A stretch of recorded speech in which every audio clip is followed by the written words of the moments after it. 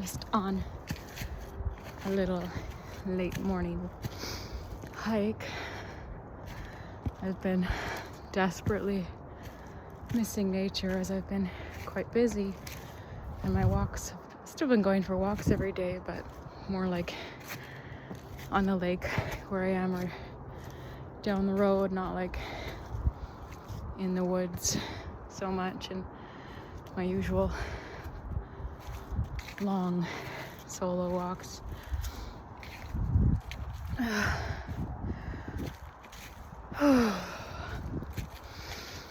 And as I'm climbing this hill, I'm just reminded that as there's a lot of exertion and effort, maybe not effort, I don't want to say too much effort, but there's a lot of exertion happening in my life right now, which I'm so grateful for as things are rapidly shifting. And part of why I love hiking is, you get to these massive hills or these harder parts, and it pushes you to your limits or what you may think your limits are, and it's a little tougher, it's a little harder, and then you get to the top and it makes it all worth it. And then you feel so satisfied because you put in the work, the effort to get the satisfaction of receiving the gift of the view at the end of it. And that is just feels like it's also training me in resilience for life, and also helps put things into perspective and just kind of remind me of that, of that reflection in my life, when things are harder or requiring more effort or more resilience from me. It's that little reminder that the reward is always worth it. The view at the top is always worth the climb, is always worth the effort, and to keep on going.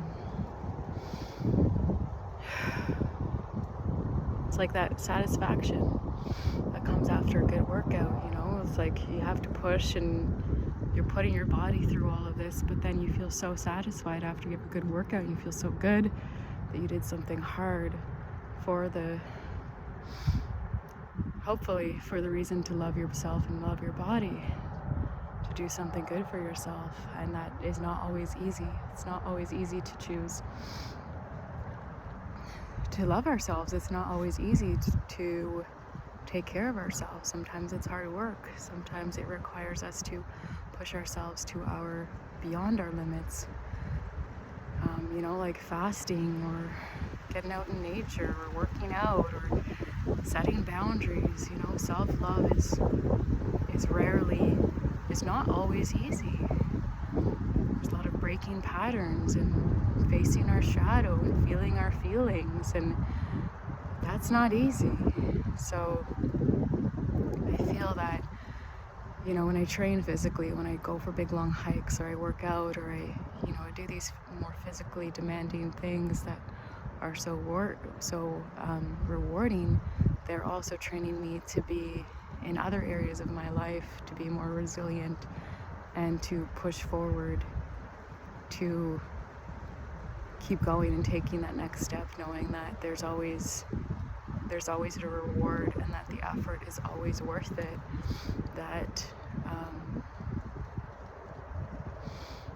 and that there's always so much more appreciation. It's like when you're a kid, when you played a game with an adult and some adults would let you win, and kids know when they let you win. Like, I remember being a kid and adults letting me win, and I'd be pissed off. I'd be like, what?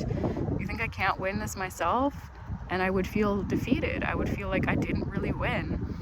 And I didn't like when they did that, because it made me feel like they weren't taking me seriously. And also, it didn't feel like I won. Like, I wanted to actually feel good about my win, and I'd rather lose and know that I gave it my best than to win because someone let me win, or to win unfairly.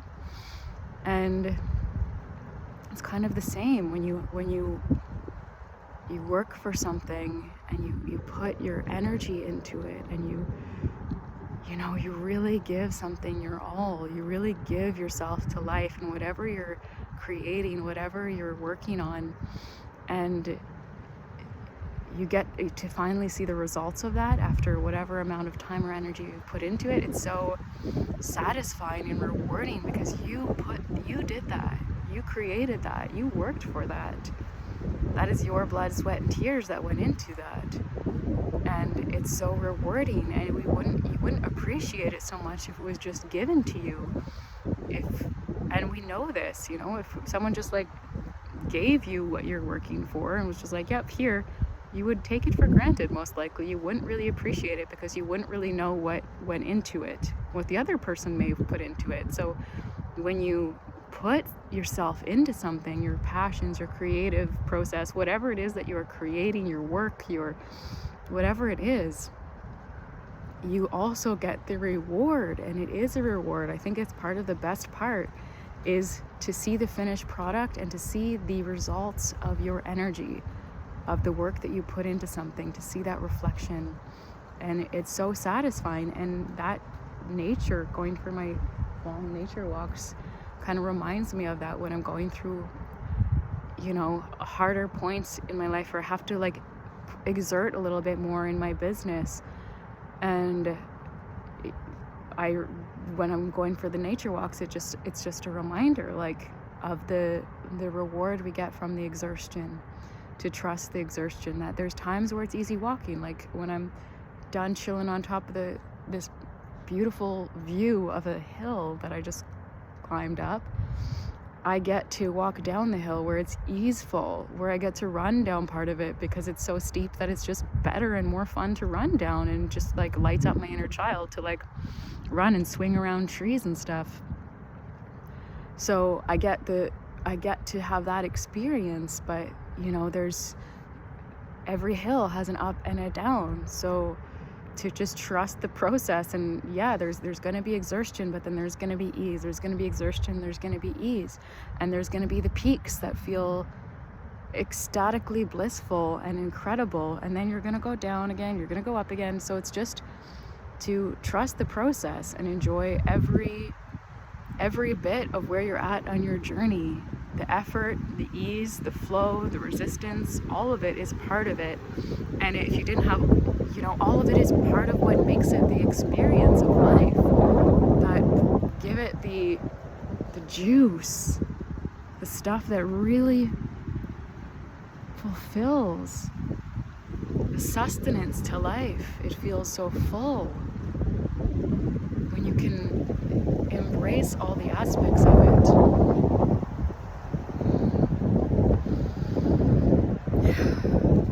To enjoy the highs, but not cling to them.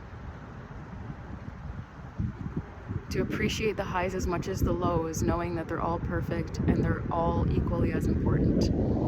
Because when we cling to the highs, if I cling to this experience of being up here, and sure, it's going to rest in my heart for the entire day, this feeling of being on top of this mountain and feeling the sun on my face and the wind blowing through my hair and hearing the wind blowing through the trees and everything that I get to feel by having this experience. But if I cling to it and I compare it to the feeling of coming up and the feeling of going down the hill, if I compare them against each other, which one was worse or which one was better, and I'm like, well, I cling to the good feeling rather than just embracing all of it, then I can create suffering. If we cling to anything, we create suffering for ourselves.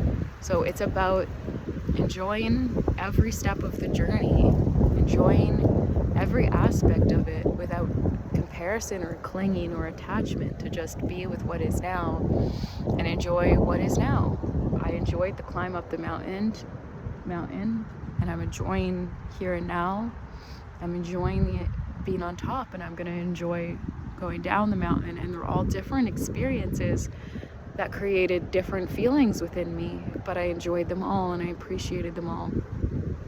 So this is just a little share of a reflection of how nature is just always teaching me, like just being in nature nature, watching the animals, listening to the trees, watching the trees. Like, nature is our divine reflection, and we can learn so much just by being with her and listening to her. Because by being with her and listening to her, we're really just being with ourselves and listening listening to ourselves. Like, I get the most guidance and clarity when I'm in nature.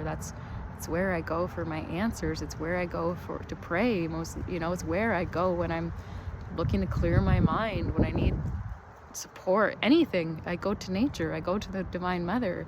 And it's really me going home to me. It's me listening to my own heart. When I listen to the heartbeat of the earth, when I listen to the trees, I'm listening to myself through the reflection of the trees, because it is all us, it is all you, it is all one.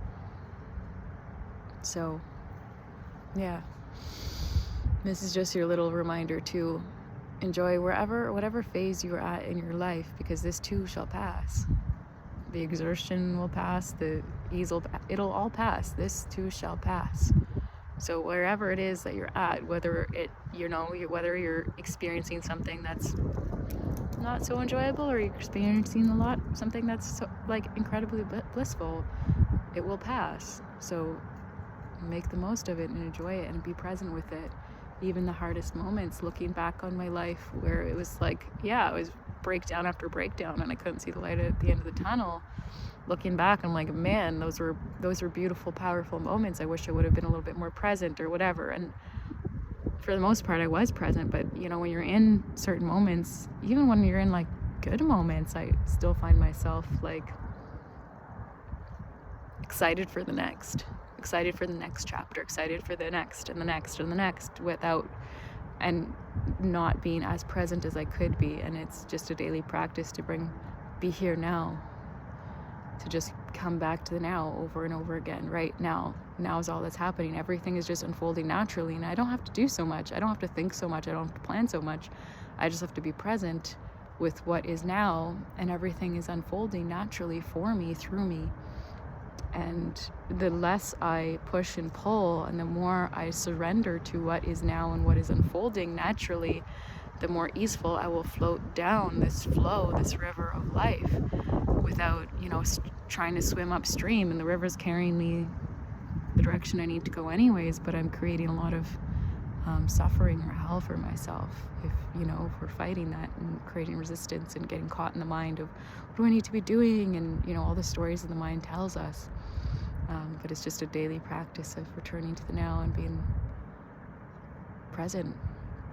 And that's also nature teaches us, right? Like, the flowers aren't thinking when they open, like, they're just naturally, the sun comes out, they naturally open in their right timing, and all the flowers have different seasons, and then they shed their petals in the right timing, and the trees shed their leaves in the right timing and grow new ones in the right timing, and it's just all naturally happening. Nature is naturally happening. The sun naturally shines. The rain naturally comes when the water needs earth. Everything is naturally happening, and we are nature. We are no different. So why do we think that we have to control it and that we have to make things happen? Sure, there's action, but it's an action from a place of inspiration, an action from a place of a knowing within you that you're meant to do that. It's more of just an allowance. It's not so much a force. This is just happening through me. So it's an action, but it's like not like, what do I need to do? It's this action from this inspiration, from this divine flow that's already naturally happening, and you're the one doing the action through the physical body, but it's just happening through you. So yeah, there is no need to force or push or plan so much or stress, or we are nature, and we are unfolding naturally, just as naturally and beautifully, and we have our own timing, just as the birds and the trees and the flowers and everything else does. So trust your timing, and trust the process, and enjoy it, and enjoy this beautiful view.